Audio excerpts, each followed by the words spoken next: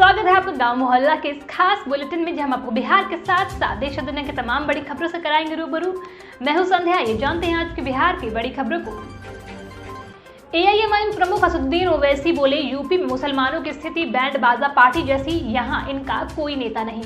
उत्तर प्रदेश में विधानसभा चुनाव से पहले राजनीतिक दल अपने अपने समीकरण साधने में जुटे हैं। ऐसे में यूपी में चुनाव लड़ने का ऐलान कर चुके असदुद्दीन ओवैसी भी कहां पीछे रहते। उन्होंने भी मुसलमानों को लुभाने के लिए अपने पैतरे चले।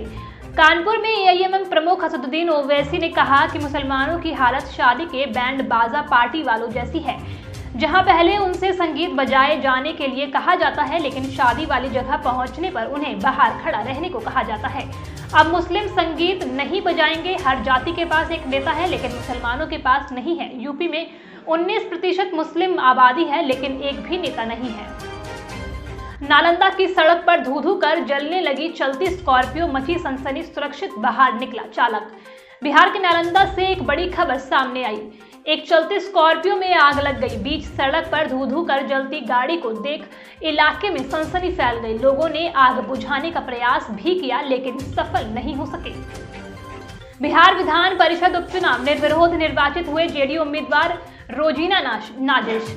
बिहार विधान परिषद के उपचुनाव में जेडीयू की उम्मीदवार रोजीना नाजिश निर्विरोध निर्वाचित हो गई है। विधान पार्षद तनवीर अख्तर के निधन के बाद खाली हुई इस सीट पर किसी अन्य उम्मीदवार ने दावेदारी पेश नहीं की, जिसके बाद जेडीयू उम्मीदवार को विजयी घोषित कर दिया गया। जेडीयू के विधान पार्षद तनवीर अख्तर के निधन के बाद खाली हुई एक सीट पर उपचुनाव कराया गया। इस सीट पर जेडीयू ने दिवंगत पार्षद तनवीर अख्तर की पत्नी रोजीना नाजिश को उम्मीदवार बनाया था, जो आज सोमवार को निर्विरोध निर्वाचित हुई। उपचुनाव के लिए नामांकन पत्र दाखिल करने की अंतिम तारीख को भी केवल एक ही नामांकन किया गया। बिहार में भारत बंद का दिखा असर, कहीं रोकी ट्रेन तो कहीं बीच सड़क पर टायर जला। बंद को सफल बनाने का प्रयास। केंद्र सरकार के नए कृषि कानूनों के विरोध में सोमवार को किसान यूनियन ने भारत बंद का बिहार में भी असर दिखा। प्रदेश के कई हिस्सों में किसानों का विरोध प्रदर्शन जारी है। इस दौरान सड़कों पर वाहनों का परिचालन भी नहीं के बराबर हुआ। बंद को देखते हुए कई स्कूल बंद थे। प्रदेश में लेफ्ट के साथ साथ महागठबंधन की पार्टियां राजद और कांग्रेस ने भी इस बंद को समर्थन दिया है। 30 लाख सालाना यात्रियों की क्षमता वाला बनेगा दरभंगा एयरपोर्ट का टर्मिनल, होगी ये सुविधाएं। राज्य सरकार अगर जमीन मुहैया करा देती है तो दरभंगा एयरपोर्ट का आकार बढ़कर वर्तमान से 4 गुना हो जाएगा। फिलहाल नागरिक उड्डयन विभाग की ओर से दरभंगा एयरपोर्ट के लिए 78 एकड़ जमीन की मांग की गई है, जबकि वर्तमान में दरभंगा एयरपोर्ट 22 एकड़ में बना है। दरअसल 25 अगस्त को नागरिक उड्डयन मंत्री ज्योतिरादित्य सिंधिया ने पत्र भेजकर दरभंगा समेत बिहार की 5 जगहों पर एयरपोर्ट के निर्माण या विकास के लिए जमीन की मांग की, और इसने मुख्यमंत्री नीतीश कुमार से अपने स्तर पर प्रयास करने का आग्रह किया। दरभंगा के लिए पत्र में 78 एकड़ जमीन की मांग की गई है। बिहार पंचायत चुनाव पहले चरण में हुआ 898। बिहार पंचायत चुनाव पहले चरण में हुआ 858 पदों का निर्विरोध निर्वाचन। पंचायत चुनाव के पहले चरण में 4646 पदों में से 858 पदों पर निर्विरोध निर्वाचन संपन्न हो गया। इस चरण में राज्य के कुल 10 जिलों के 12 प्रखंड अंतर्गत कुल 2119 मतदान केंद्रों पर मतदान हुआ था। इस चरण में 72 पदों पर किसी भी उम्मीदवार ने नामांकन नहीं किया। भारतमाला परियोजना का दूसरा चरण, बिहार के 1.5 दर्जन जिलों को मिलेगी बेहतर कनेक्टिविटी। भारतमाला के दूसरे चरण में राज्य के 8 NH को शामिल होने से करीब 1.5 दर्जन जिलों को बेहतर कनेक्टिविटी का फायदा मिलेगा।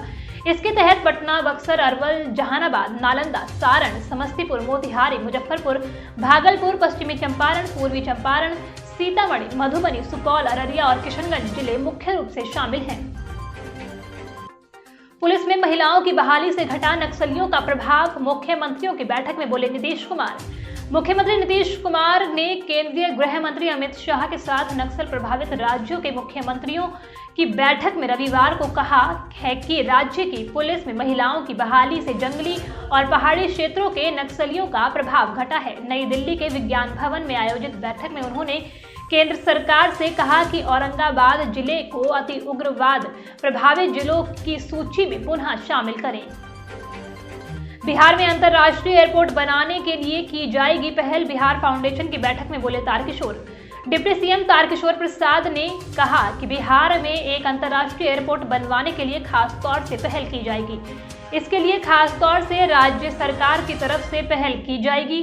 उप मुख्यमंत्री की अध्यक्षता में बिहार फाउंडेशन की तरफ से आयोजित वर्चुअल बैठक को संबोधित कर रहे थे। टीका लेने वालों को ही दुर्गा पंडालों में एंट्री, नवरात्र को लेकर गाइडलाइन जारी।